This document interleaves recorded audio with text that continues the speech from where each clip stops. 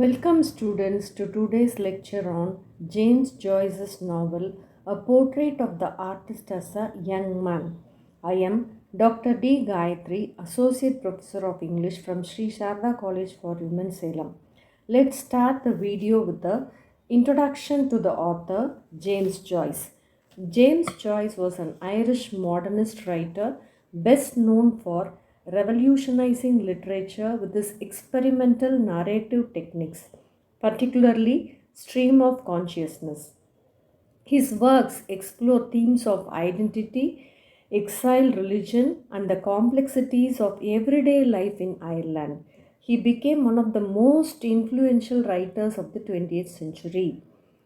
Born in Dublin, Joyce was raised in a Catholic family and educated at Jesuit schools. He excelled in literature and languages, but became critical of both religion and Irish nationalism, leading to his self imposed exile from Ireland. Coming to his major works, first one, Dubliners, which was published in 1914, a collection of short stories depicting the paralysis and struggles of Dublin's middle class. A Portrait of the Artist as a Young Man, which was published in 1916, is a semi-autobiographical novel, but about Stephen Dedalus's intellectual and artistic awakening. Ulysses, which was published in 1922, his masterpiece, following a single day in Dublin, June 16, 1904, through the perspectives of multiple characters, especially Leopold Bloom. It is known for its innovative style and deep allusions. Finnegan's Wake, which was published in 1939, his most experimental work, full of linguistic play, puns, and dreamlike narrative.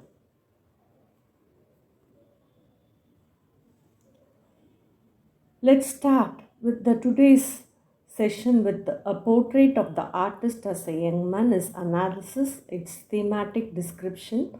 A Portrait of the Artist as a Young Man is a semi-autobiographical novel by James Joyce published in 1916.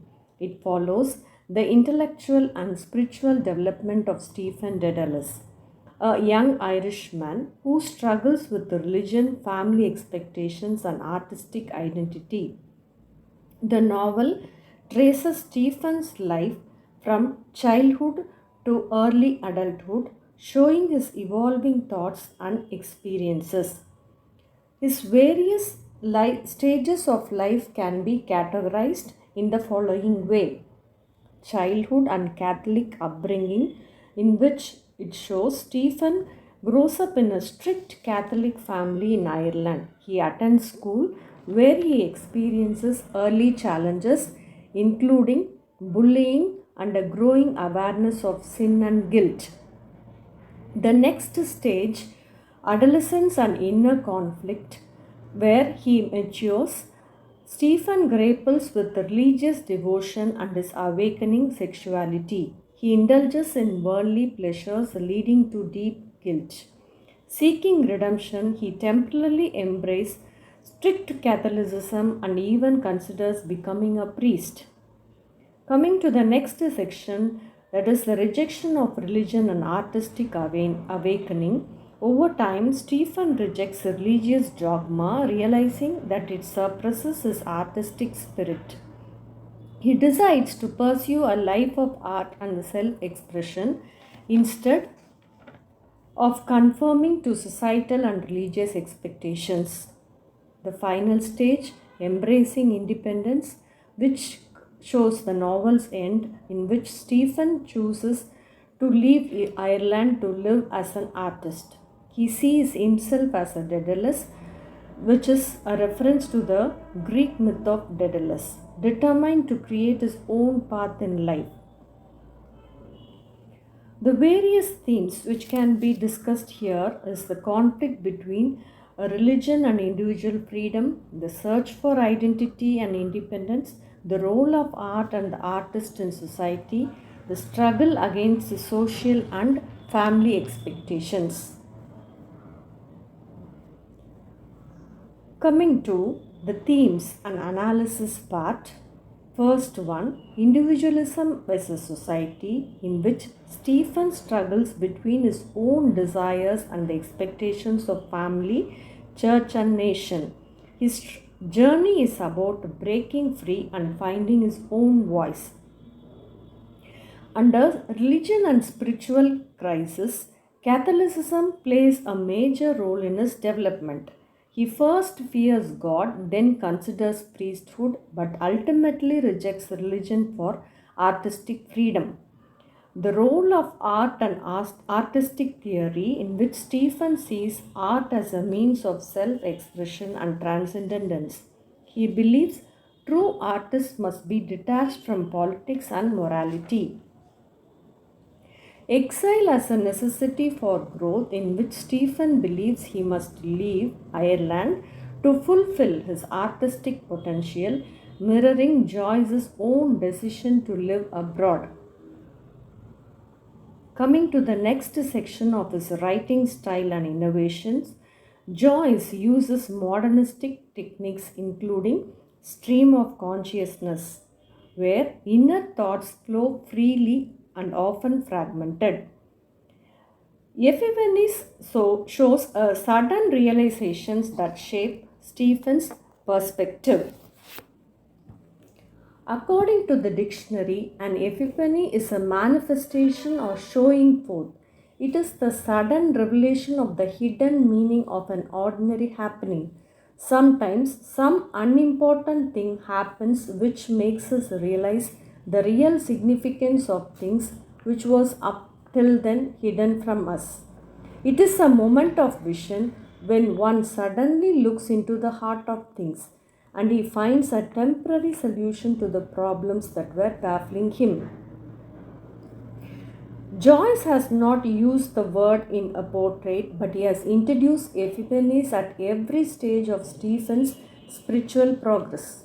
It happens sometimes that an insignificant event suddenly reveals the truth or provides an insight into the causes of his conflict. The revelatory moment comes all of a sudden and he quickly understands the situation.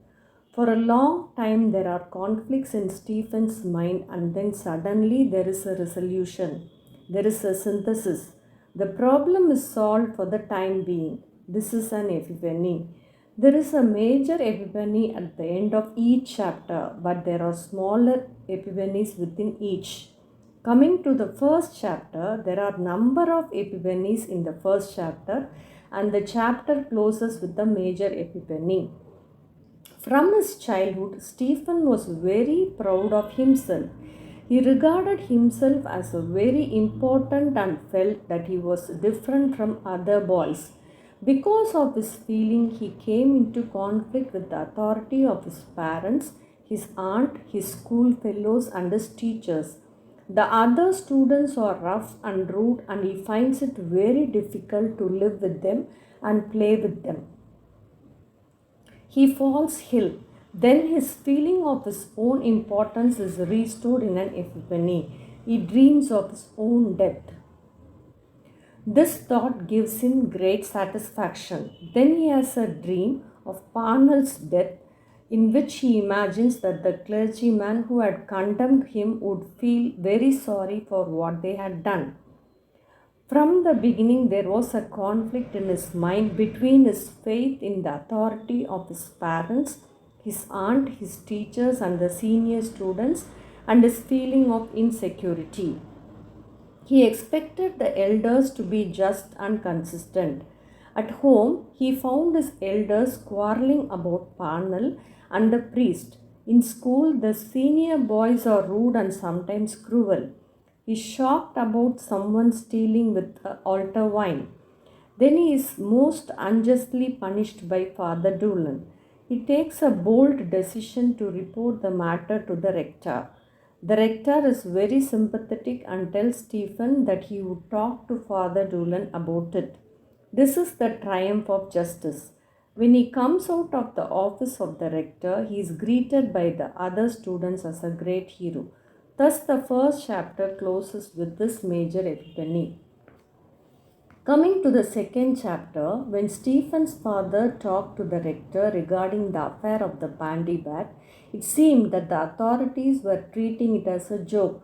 So, what had seemed to be a triumph of justice turned out to be only a cruel joke. The financial position of the family became worse, and Stephen was withdrawn from Clongowes, which was a very expensive school. He was sent to Belvedere College, which was a cheaper school. In the new school, he was accused by a teacher of hearsay, and the other boys beat him up with a cane. When Stephen accompanied his father on a visit to Cork, he got a very poor impression of his father's character. He was a drunkard and was boasting all the time about his own actions and those of his friends. He was an irresponsible person who was quite incapable of managing his own affairs. Thus, Stephen feels that he cannot rely on his father. His father image is completely clouded. A major epiphany comes at the end of the chapter. He had idealistic longings for a most beautiful, pure, and gentle girl. These fancies took the form of a dream girl. Now, coming to the next chapter, Stephen realizes that he was sinning in a big way. This gave rise to the conflict between the demands of the flesh and the demands of religion. He knew that he was transgressing the laws of morality and thus alienating God, but he continued to sin. He continued his visits to the oaths. He could not pray because he felt that his sin was so great that it could never be pardoned by God. A 3 days retreat was to be observed in the school in honor of Saint Xavier, the patron saint of the school. They were told that during those days there would be sermons on death, judgment, hell, and heaven. Father Arnall, who had been his teacher in Clongowes, came to deliver the sermons. The speaker described in all possible details the horrors of the punishments to be inflicted on the sinners in hell. He was touched to the depth of his soul. He felt that his soul will have to suffer all the horrors described by Father Arnall. He wants to confess his sins, but he does not want to do this in school chapel. He takes a long walk alone and goes to a distant chapel where he makes a full of confession before a priest. The priest was kind and sympathetic. He told him that he was very young. He must avoid the repetition of the sin and impurity. Sin kills both the body and the soul. When the devil tried to tempt him again, he must pray to God and send the devil back to hell. After this, the priest granted him absolution, and Stephen knelt in a corner to say his prayer of penance. The confession made him feel much better. He felt that a new life had begun for him. This provided a complete solution to his mental conflict. This is a major epiphany. Moving on to the fourth chapter, Stephen now becomes a saintly person. He started mortifying the flesh. He started crushing down all his senses. He became pious and devoted to God. He devoted the days of the week to different forms of worship. He walked with downcast eyes and never looked at a woman. He subjected himself to unpleasant smells. He observed austerity in eating and kept all the fasts of the church. He stood, walked, and lay down in the most uncomfortable postures. But conflicts and doubts continued in his mind. One day he was called by the director, who had been highly impressed by Stephen's piety and devotion to God. He told Stephen that God had chosen him to become a priest of the church. The director said that this was the highest honor that God could do to man. No king or emperor, no angel or saint, not even the blessed Virgin herself had the power which a priest of God had. This offer caused a stir in Stephen's heart. Priesthood would solve his worldly problems, and he would have secret knowledge and secret power which he desired to have. But he was repelled by the order and passionless life of the priest. He realized that the priesthood would destroy his freedom as an individual. He gave up the idea of becoming a priest and welcomed his father's proposal to send him to the university. He left his father at the public house and started walking towards the beach. On the way, he passed a group of Christian brothers. They were going together while he was going alone in a different direction. This was symbolic of his alienation from the church. This is a major epiphany. Stephen experiences the final epiphany when he sees the girl who is wading. He noticed that there is a girl standing before him in midstream. She was alone and still and was gazing out to sea. She seemed like one whom magic had changed into the likeness of a strange and beautiful bird. A wild angel had appeared to him, the angel of mortal youth and beauty, an envoy from the fair courts of life, to throw upon before him in an instant of ecstasy the gates of all the ways of error and glory. This powerful epiphany is the climax of the novel. It gives a decisive turn to Stephen's spiritual development. This peaceful life of a priest was not for him. A powerful angel had called him to fly freely like Dedalus into exile and pursue his vocation as an artist. In the last chapter, Stephen considers all those elements like family, church, and nation which have tried to claim his loyalty in the past. He feels that an artist can have only one loyalty, that to art. He had obtained many ideas about truth, beauty, and art from Aristotle and Aquinas, and now he arrives at a synthesis of those ideas in the form of his theory of aesthetics. According to Stephen, pity is the feeling which arrests the mind in the presence of whatsoever is grave and constant in human sufferings, and unites it with the human sufferer. He defines terror as the feeling which arrests the mind in the presence of whatsoever is grave and constant in human sufferings, and unites it with the secret cause. He agrees with Aquinas, who had laid down three conditions for the apprehension of beauty. They are wholeness, harmony, and radiance.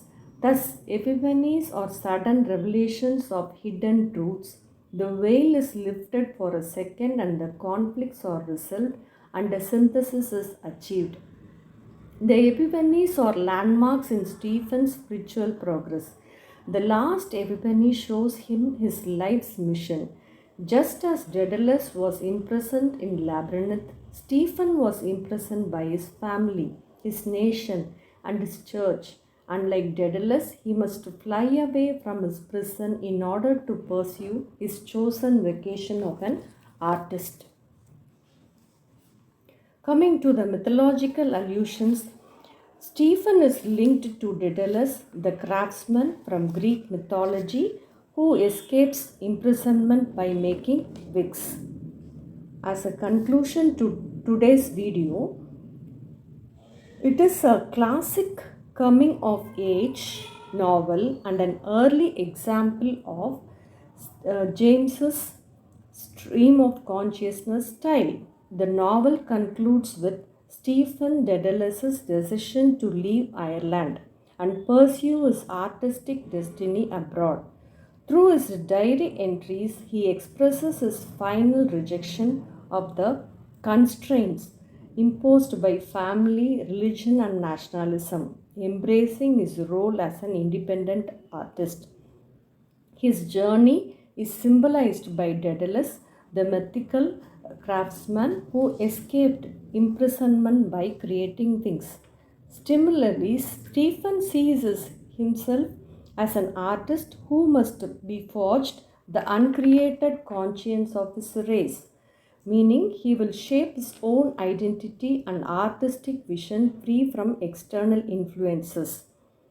The ending does not provide a definite resolution but instead marks the beginning of Stephen's self exile and artistic life. His future remains uncertain, but his determination to create and live by his own ideals is clear. So, with this, I conclude today's video and we move on to to the MCQs. So there are many questions where students can practice based on this pattern. In this article, I have given the references books which I have referred for this video. Thank you.